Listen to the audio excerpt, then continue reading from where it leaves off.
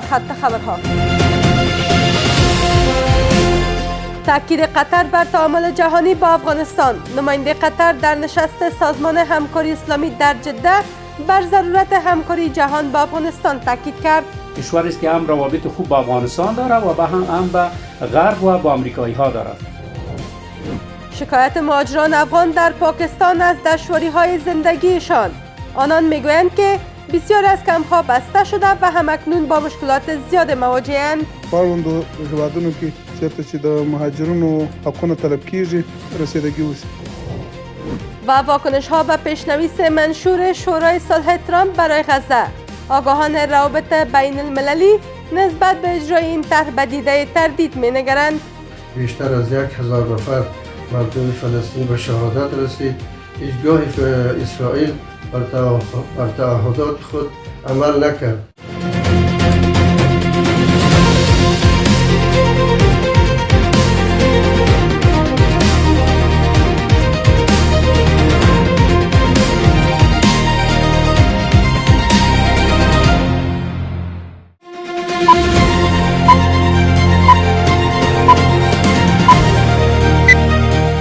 سلام و وقت شما بخیر. با مجموعه خبری این ساعت از میز خبر خوش آمدید. امروز یکشنبه 28 جدی 1404 هجری خورشیدی است که برابر میشد با 18 جنوری 2026 میلادی.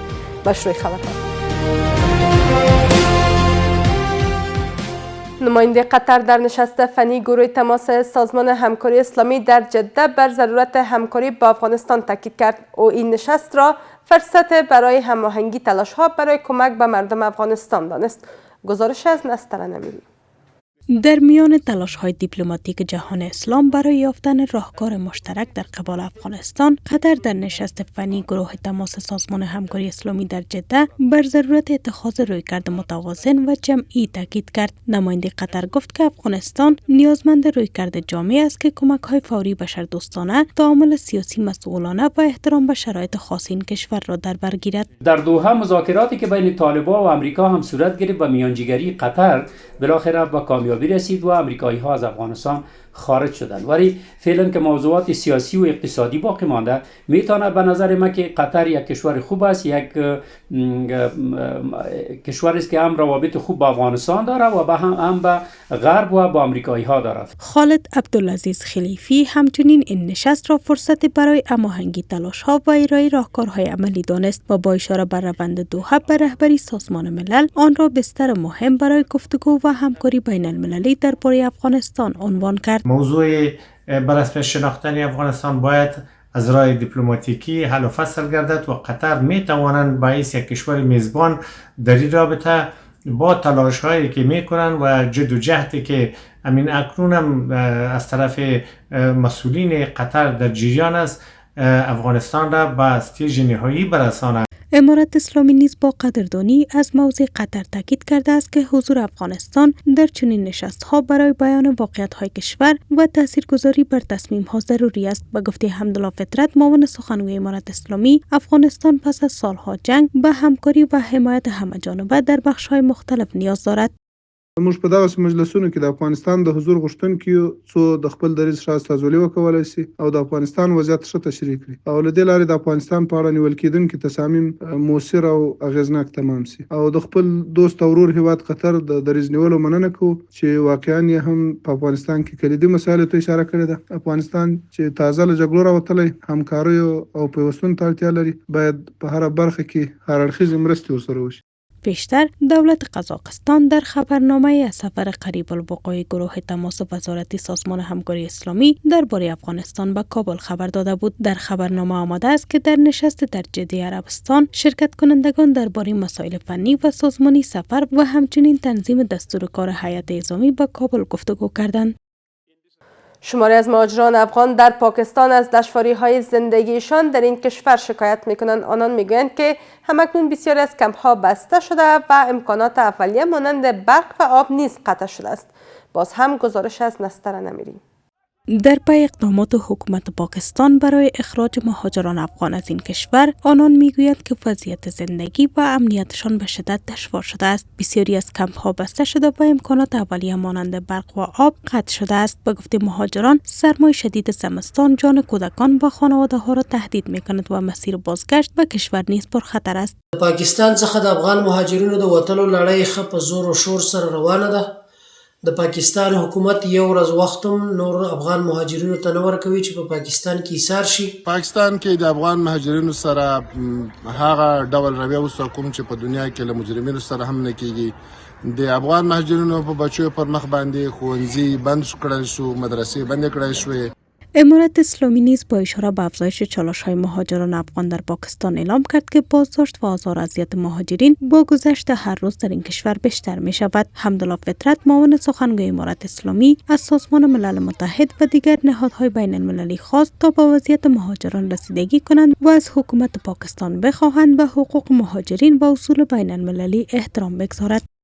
موږ هم د ملګرو ملتونو سازمان او اړوندو نور ارګانونو غواړو د مهاجرینو چارو ته پاملرنه وکړي او په اړوندو هیوادونو کې چیرته چې د مهاجرینو حقونه طلب کیږي رسیدگی وشي. اما عبدالجبار تخاری، سرقنصل امارت اسلامی در شهر کراچی، اعلام کرد که روند اخراج مهاجران افغان از تمامی ایالت‌های پاکستان همچنان ادامه دارد. به گفته او، هرچند شدت این روند نسبت به گذشته کاهش یافته است، اما افرادی که در کمپ‌ها زندگی می‌کردند از آنجا بیرون رانده شده و برخی کمپ‌ها نیز تخریب شده است. روند اخراج مهاجرین از تمامی ولایت‌های پاکستان ادامه دارد و آن شدتی که قبلا بود فعلا او شدت کم شده و افغان‌هایی که در کمپ‌ها زندگی می‌کردند افغان‌ها را از او کمپ‌ها بی‌دخل کرده شده به افغانستان فرستاده شده. گفتنی است که پیشتر کمیساریای عالی سازمان ملل در امور پناهندگان و سازمان بین المللی مهاجرت اعلام کرده بودند که روند بازداشت مهاجران افغان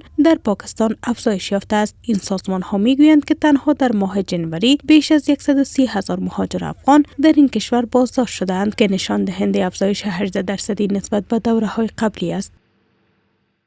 و در خارج از کشور، خبرگزاری بلومبرگ پیشنویس منشور شورای صلح ترامپ برای غزه را منتشر کرد. بر اساس این پیشنویس، ریاست این شورا بر عهده رئیس جمهور آمریکا است و تصمیم برای پیوستن به این شورا نیز بر عهده او خواهد بود.